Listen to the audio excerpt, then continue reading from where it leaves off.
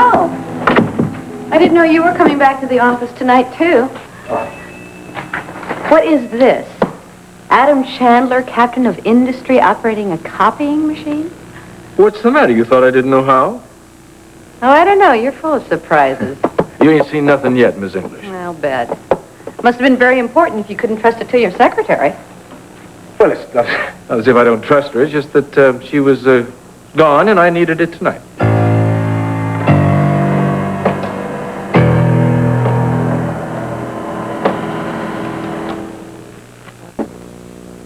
So, how was the wedding? Have fun? I thought it was very nice. How about you? Oh, I wasn't invited, as you know. But it didn't stop you from attending, did it? I decided it must have been an oversight on Palmer's part. I noticed that you and Ross were talking for a long time.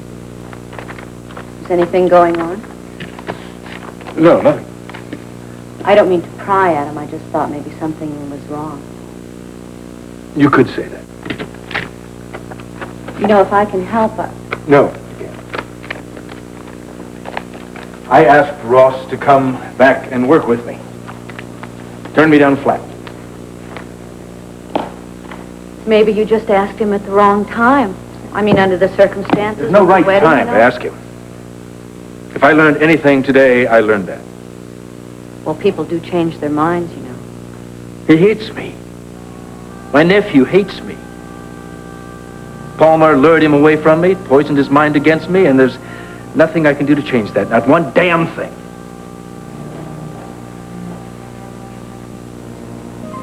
Adam, getting upset over things that you have no control over doesn't do any good. I can't just let go of this.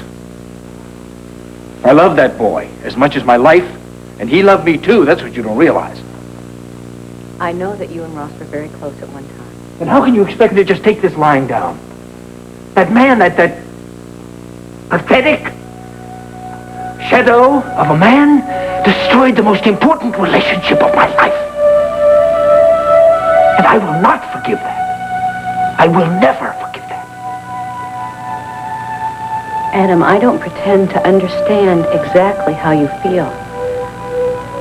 I just know that you're letting this obsession ruin your life, and it's not healthy. I mean, it's not healthy emotionally, it's not healthy physically.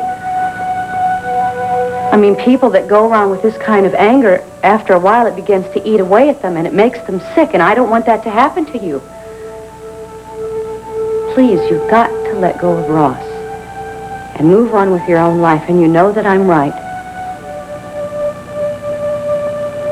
I know. But I'm not sure I could do that, Brooke.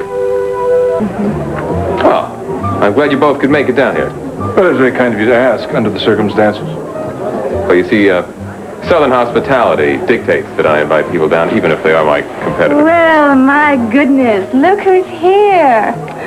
Oh, isn't everything just marvelous? Have you ever seen a more beautiful plantation? I think you are what's beautiful here tonight.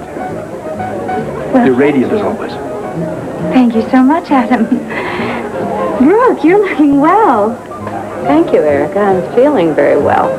Good. Oh, if you'll excuse me, I would like to say hello to Danny Sullivan. I'm featuring him in the next issue of Tempo. I'd like to give him a progress report on how the piece is shaping up. Oh, Brooke, save your breath.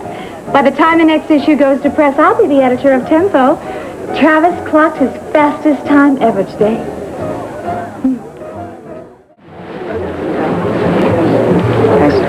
You know, everybody is buzzing about Travis beating his own speed record today. Oh, so what? So what? So how can you still be so overconfident? Matt Conley hasn't driven in years. Matt Conley's kept up with his practice runs. He's a good driver, Brooke. He's topped Travis's record on plenty of occasions. You keep telling me that everything is going to be all right. And that Travis doesn't have a prayer of winning. Listen, I want to tell you something. If I lose my job because you were trying to be a hotshot and make some stupid grandiose bet, I will never forgive you. Well, then it's a good thing I'm not going to lose, isn't it? Really, it looks rather dangerous. Yes, it does. What do you think of it? I don't know. I've never seen anything quite like it, at least not in person. State of the art. Well, whatever it is, I've trusted my entire future to it, haven't I? No. You've trusted your entire future to me. I don't quite follow you, Adam. Once this race starts, it's out of your hands. You're out of it. Brooke, I'm not out of anything where you're concerned. Don't you know that yet?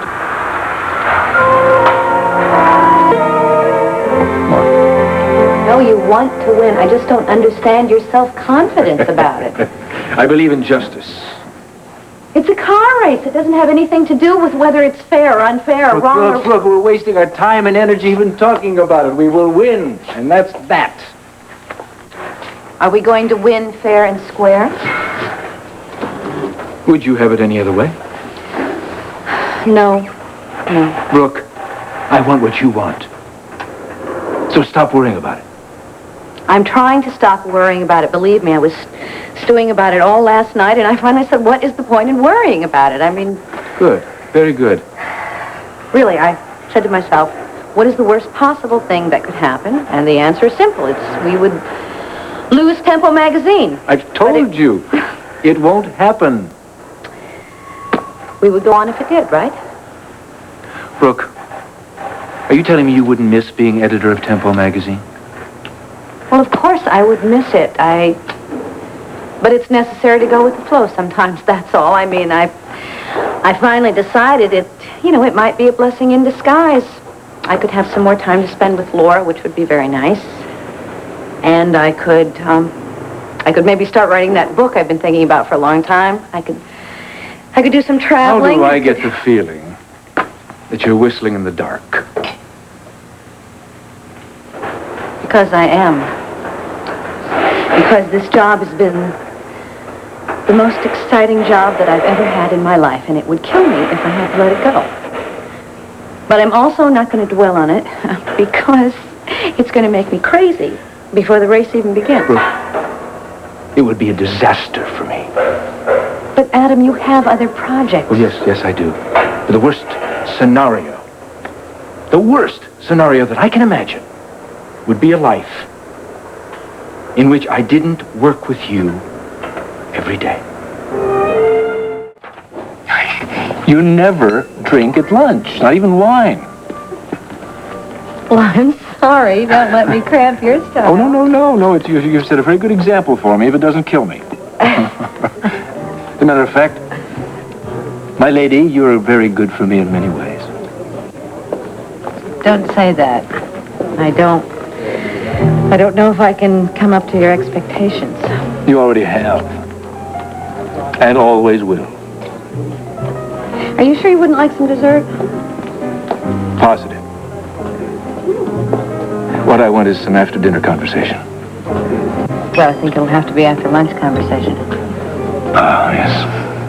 Can't stop me.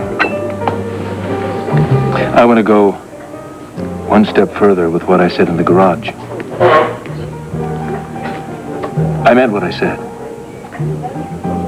I don't think I could imagine my life without seeing you every day. Well, I enjoy working with you too, Adam. I mean, I think as an editor and a publisher, I think we make a winning team. We really do. That's not what I'm talking about.